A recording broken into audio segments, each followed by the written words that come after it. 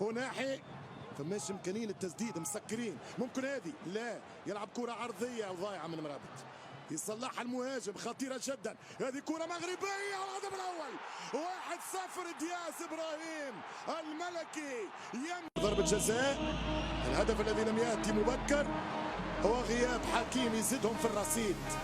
الكره تمشي والمنتخب المغربي يحاول، والهدف الثاني، الهدف الثاني. انا ما اقول لكم انه كعب.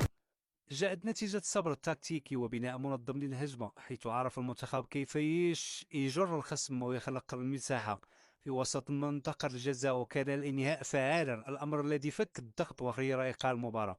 ومن بعد كان الهدف الثاني ترجمة مباشرة للسيطرة، الضغط العالي والسجع سريع للكرة وانتقال هجومي ناجح أنهى أي ردة فعل للخصم. وأكد الهدف الثاني التفوق الديني والتكتيكي وحسم المواجهة العملية.